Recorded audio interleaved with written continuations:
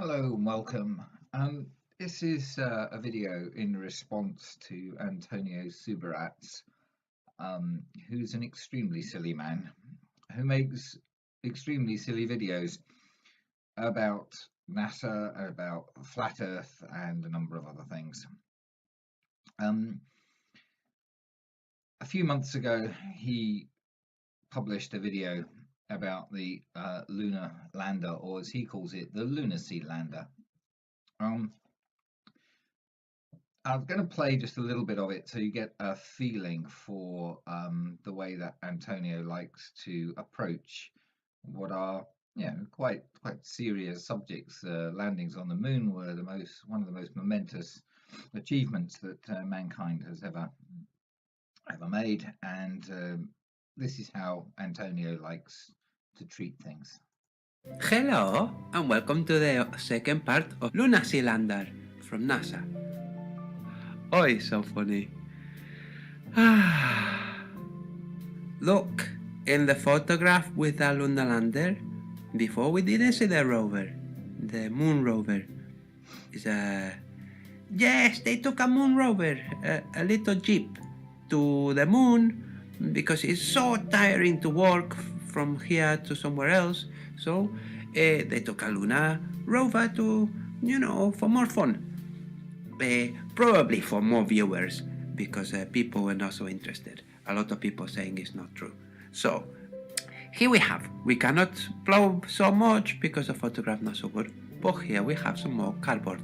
Here look like someone played with crayon because probably they were working in the weekend and somebody had to take the son or the daughter and they played with the crayon and later they needed the cardboard and instead of having some intelligence and putting this on the other side, they put it on this side. Or maybe they said, oh, it doesn't matter if they can see it. It looks a bit like yes, like it says yes. But I don't know, who knows what this says. But anyway, so here is the astronaut, and here is the cardboard box, and the other things that. So you get the idea. A silly voice and talking about cardboard and crayons and cardboard boxes on the lunar lander. And it goes on and on. Here a little bit later.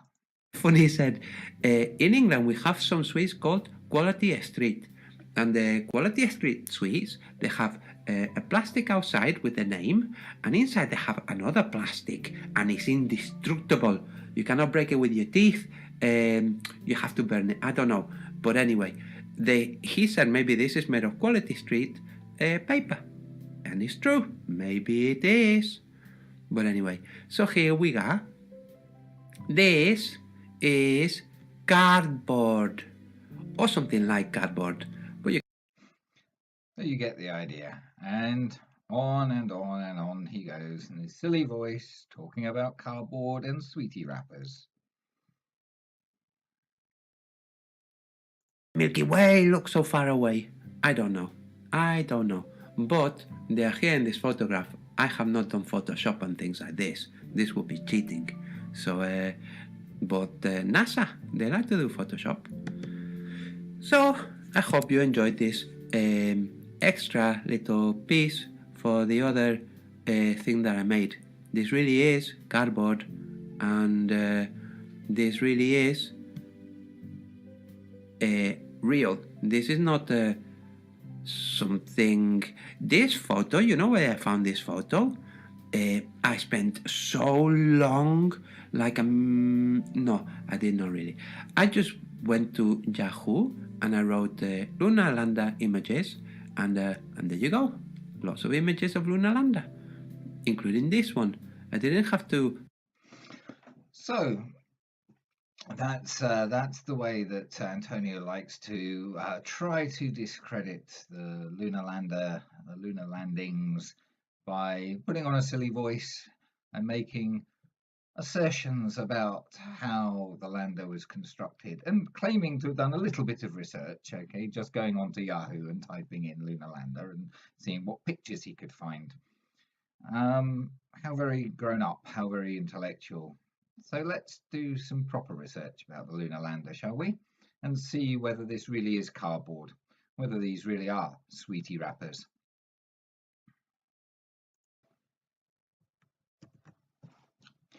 So, with just a little bit of effort, it's not difficult to find some documentation about the lunar lander that explains a little bit about the craft and how it was constructed and the steps that were taken to make sure that it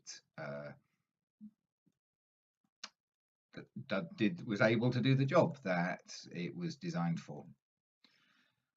And you can see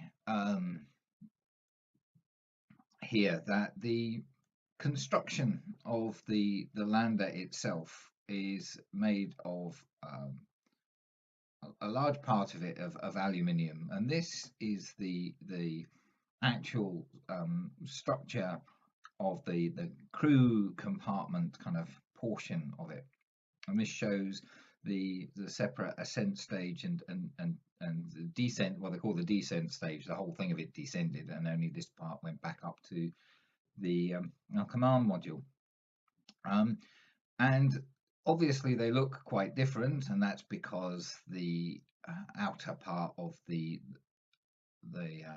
lander itself had to be protected. If it had just been aluminium, it would have overheated and cooled when in the sun or not in the sun. It wouldn't have offered very much protection to any micrometeorites or other objects. It wouldn't even have had very much protection from its own engines and the heat generated from them. So we scroll through. There are detailed pictures of how the crew compartment was laid out and where the various parts were to go, and explanations all through here of how things are constructed. For example, the windows, the outer pane of the window is low strength, annealed material that inhibits micrometeoroid penetration, and the outer surface of the pane is coated with 59 layers of blue-red thermal control, metallic oxide, to reduce infrared ultraviolet light transmission. This is not a cardboard box with a few sweetie wrappers, as Antonio would like to have you believe, but a very sophisticated piece of equipment indeed. This is showing the midsection interior with various compartments for storage, water tanks, food containers, etc. All carefully explained if Antonio would like to have a look. Now, the bit that Antonio likes to ridicule is the thermo and micrometeoroid shield. And the exterior of the metal frame of the lunar lander is protected by a multi-layered blanket, or as they say here, the typical thermal blanket. And obviously different parts of the machine are protected in slightly different ways. So they have a slightly different appearance. Some looks like foil on the outside.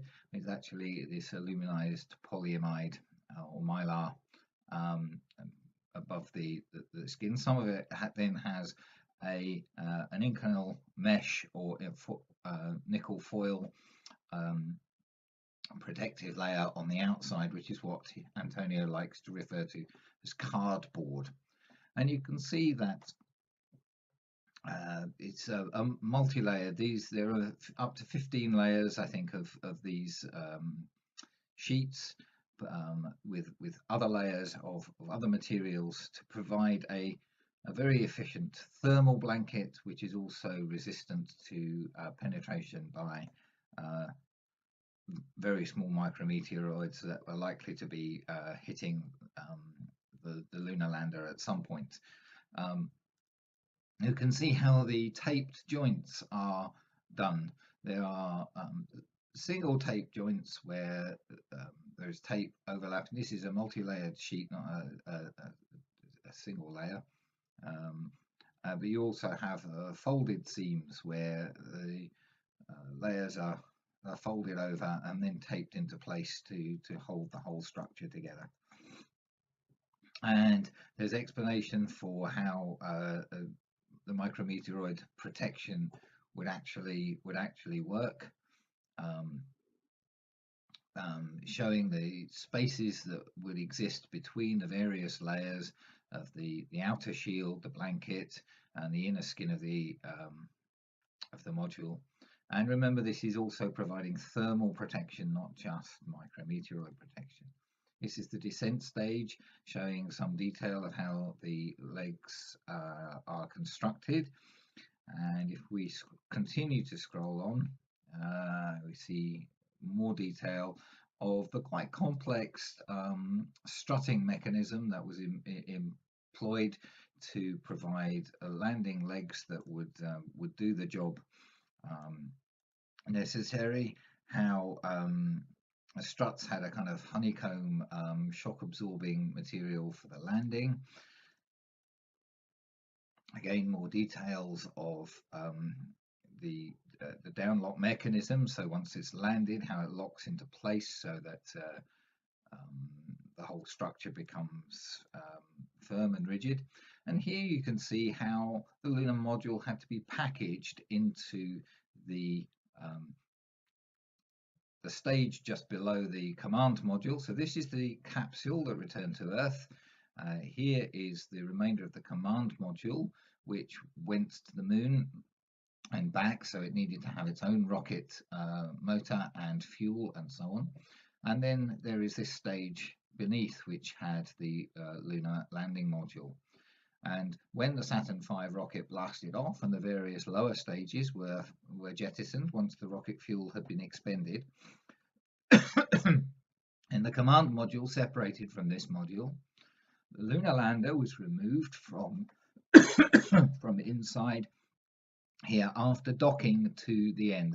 This escape tower, which was on the top of the rocket, had also been jettisoned, and the lunar module was able to, with some careful use of retro rockets and maneuvering rockets, able to come round and stick to the front of this before the whole thing set off for the moon.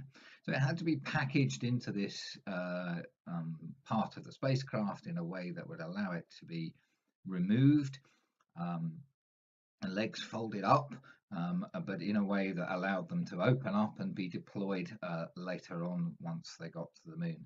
A pretty complicated and difficult thing to work out, and NASA engineers toiled for many years to try and solve all the issues here, and there are some very interesting documentaries about how it happened.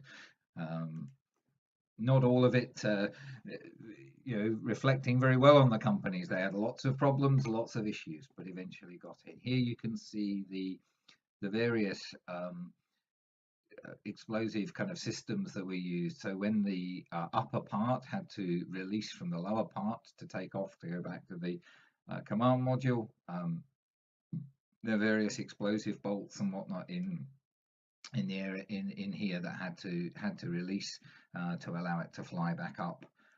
This is a pretty complicated device, not a bit of cardboard with some sweetie wrappers, Antonio.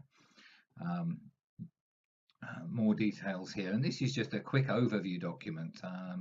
It's not the full details by any means, but it's not difficult to find, Antonio, if you'd actually bothered to look. This shows how the legs were folded up and then how they were released out in the deployed position for landing.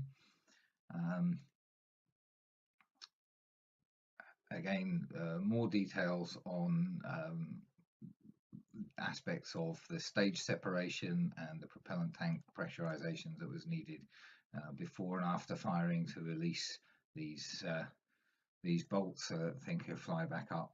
So it didn't take long, did it, to actually find a document that would explain why the lunar module looks like it does, what it contained, how it worked, at least in a sort of a general overview kind of way.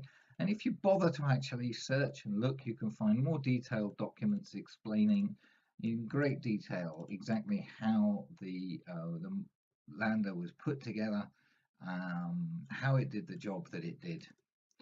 Um, so, Antonio, why do you make these silly videos, um, just ignoring the actual facts that show what was done to land astronauts on the moon? Uh, I'm sure you'll continue to make silly videos. I'm sure you'll continue to laugh at one of the greatest achievements by man, and you may even claim that I'm brainwashed into believing it. Well, I'm sorry, mate. I've got all the evidence, all the facts, not just the wonderfully detailed photographs that you gloss over and present really poor representations of, but documents like this and many others, which confirm exactly what was done to put men on the moon. And you've got a silly voice and not much else.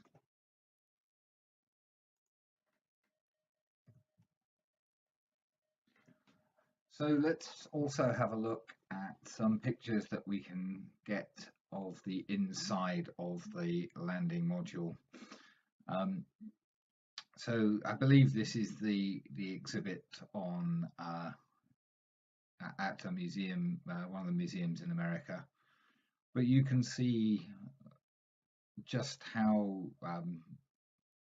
sophisticated a piece of kit this was. Remember, this is 1969 we're talking about, so the kind of computer equipment and so on that was available at the time was rather limited, and certainly NASA and Apollo were pushing the limits. But you can clearly see how detailed the equipment and the number of switches and dials and so on. Now, of course, you could argue, oh, they're just there, they're not connected to anything, they're not doing anything. But that's just nonsense. That's just absurd. Here is a cutaway version, so you can see the nature of the construction, the foil blankets and so on that we used, not just to cover the outside, but actually part of the construction internally, and the way that the whole thing was laid out. This is the square hatchway that the astronauts exited the landing module through, and we'll see a picture of that in a moment. It's not a big space that they had to be in and to change their kit. Here's Neil Armstrong inside the landing module. I'm not sure if this is just images captured from the internet, an internet search. I'm not actually certain if this is an Apollo image or one taken from the training mission, but even so, it gives you an idea of the size and the nature of the vehicle, the sophistication of the design and the construction and the layout, rather than Antonio's cardboard and sweetie wrappers. Here's a picture of the construction in progress, and if we zoom in, you can see that the foil mylar is built into part of the construction beneath the surface of the micrometeor shielding that's on the outside, so the thermal insulation and so on here. Antonio likes to call this cardboard, but it clearly isn't. And the extent of the detail and the nature of the complexity of the construction of this incredibly sophisticated piece of equipment that took men onto the surface of the moon is here to be seen.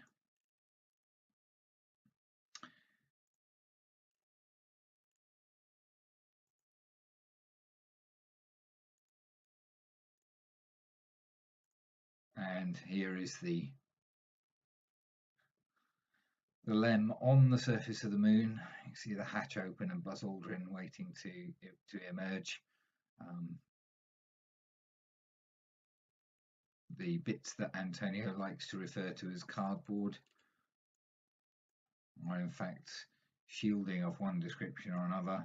What he likes to call sweetie wrappers is, as we've seen, multiple layers of foil covered or aluminium coated mylar sheets that produce a fantastic thermal blanket to maintain constant temperatures in and around the spacecraft, so that the astronauts can actually function and the equipment can function properly. So there you have it.